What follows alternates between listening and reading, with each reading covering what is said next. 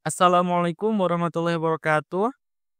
Yang terhormat kepada Bu Wulan, di sini izinkan kami untuk mempresentasikan hasil proyek kami, proyek Hatistika Celo 4.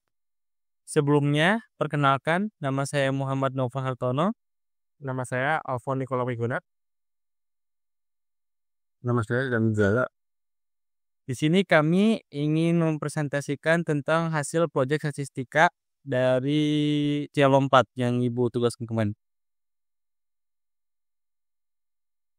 Jadi yang pertama kita import dulu datanya dari Excel. Nah, datanya ini kita punya data underscore 200 yang berisikan 200 sampel panjang dan lebar daun bayam serta daun singkong. Nah, setelah kita import, kita gunakan view data underscore 200 untuk mengecek data tersebut. Selanjutnya, kita gunakan head data underscore 200 untuk membaca nilai paling atasnya. Kalau di sini ada 6 data, berarti 6 data teratas di Excel tersebut. Selanjutnya, kita gunakan summary data underscore 200 untuk mengetahui nilai minimum, kuartil pertama, median, mean, kuartil ketiga, serta nilai maksimum pada panjang dan lebar dari data yang ada di Excel tersebut. Nah, untuk panjangnya, nilai minimum atau nilai terkecilnya itu ada di 1,549. Dan kuartil pertamanya berada di 3,869. Mediannya 5,930. Meannya 10,643. Dan kuartil ketiganya ada di 17,604. Terakhir, nilai maksimum dari panjangnya itu ada di 29,641. Nah, untuk lebarnya, nilai paling kecilnya itu ada di 0,5542. Nilai kuartil pertamanya di 1,5603. Mediannya di 2,8802. Meannya di 5,0,0317. Kuartil ketiganya ada di 8,5836. Serta nilai maksimumnya atau nilai paling besarnya ada di 14,8766. Nah, selanjutnya kita buat pie chart menggunakan komen yang di atas. Nah, karena data kita itu ada 100 daun bayam dan 100 daun singkong, makanya warna biru yang melambangkan daun bayam, merah daun singkong itu seimbang 50-50. Karena dari 200 data itu memang kita bagi jadi 100-100.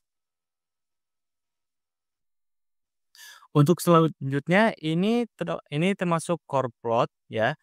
Dan yang di kanan bawah itu diagonal utama atau panjang dengan panjang dan lebar dengan lebar. Nah, ini tuh korelasi bernilai 1 yang menunjukkan bahwa setiap variabel memiliki korelasi sempurna dengan dirinya sendiri. Hal ini adalah sifat alami dari matriks korelasi. Nah, hubungan antara panjang dan lebar ini seperti warna biru. Nah, warna biru cerah pada kotak yang mempresentasikan korelasi antara panjang dan lebar menunjukkan korelasi positif yang kuat. Nah, meskipun tidak sempurna. Nah, apa nih? Artinya, saat nilai variabel panjang meningkat, variabel lebar cenderung meningkat juga. Dan sebaliknya. Korelasi positif ini mungkin menunjukkan bahwa kedua variabel saling berhubungan erat seperti pada dimensi objek geometris. Misalnya, panjang dan lebar suatu persegi panjang cenderung bertambah secara bersamaan. Nah, untuk skala warna, karena warna biru mendominasi, tanpa adanya warna merah, tidak ada korelasi negatif yang signifikan antara variabel dalam dataset ini. Nah, next. Nah, selanjutnya ini yang di atas itu first panel dan yang di bawah itu adalah histogram pada diagonal panjang dan lebar. Nah, histogram menunjukkan distribusi data masing-masing variabel. Nah, pada panjang, distribusi tampak piring ke kanan atau right skewed dengan beberapa nilai yang jauh lebih besar. Nah, untuk lebar, distribusi ini lebih terpusat tetapi juga memiliki kecenderungan miring ke kanan. Nah, grafik ini memberikan gambaran tentang persebaran nilai untuk masing-masing variabel. Nah, korelasi angka di kanan atas ya. Nah, nilai korelasi 0,61 antara panjang dan lebar menunjukkan korelasi positif. Nah, korelasi positif sedang hingga kuat. Artinya secara umum, peningkatan nilai panjang cenderung diikuti oleh peningkatan nilai lebar. Nah, untuk kiri bawah yaitu scatter plot. Nah, scatter plot ini menunjukkan hubungan antara panjang sumbu X dan lebar sumbu Y.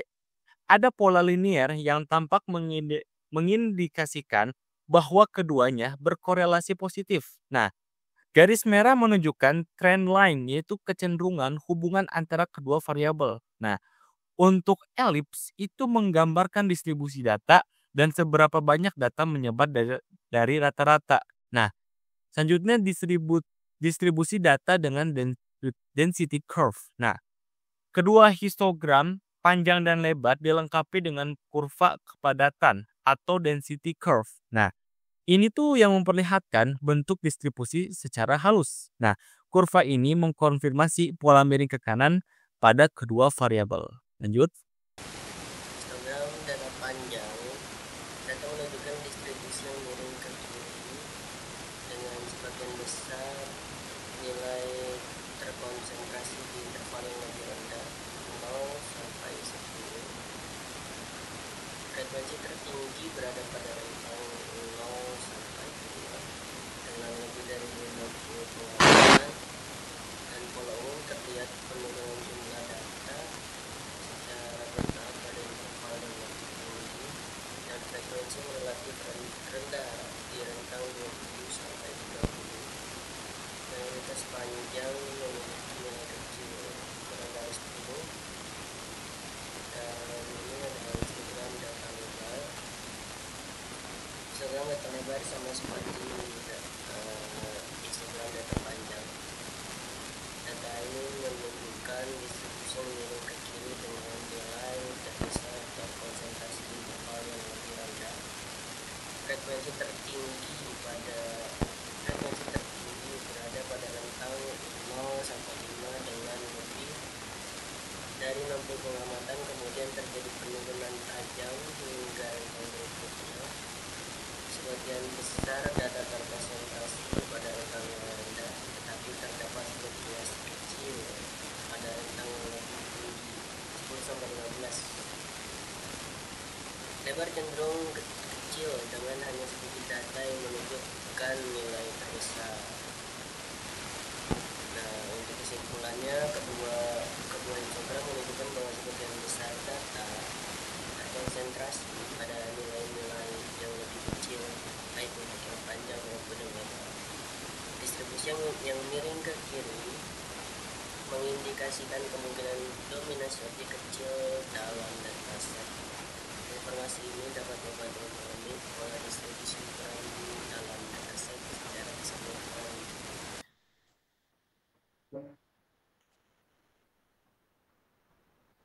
Selanjutnya kita mempunyai data sudah kita analisis tadi, yaitu data dalam singkong dan data bayang.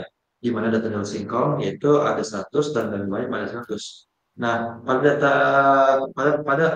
box plot ini, anak analisis box plot ini, kita punya panjang dari analisis box plot ini. Nah, kita mempunyai data dalam singkong pada box plot ini yang berwarna biru, di mana dia mempunyai nilai minimum yaitu 5 dan mempunyai nilai maksimum yaitu 30. Dan dia juga mempunyai nilai mediannya yaitu di antara 15 sampai 20, diperkirakan ada 17,5 mediannya di 17,5. Dan daun bayam juga mempunyai box plotnya, tetapi lebih sedikit daripada daun singkong. Artinya di mana daun singkong lebih cenderung panjangnya daripada daun bayam, di mana daun bayam ini di kisaran angka 5 untuk ya data box plotnya.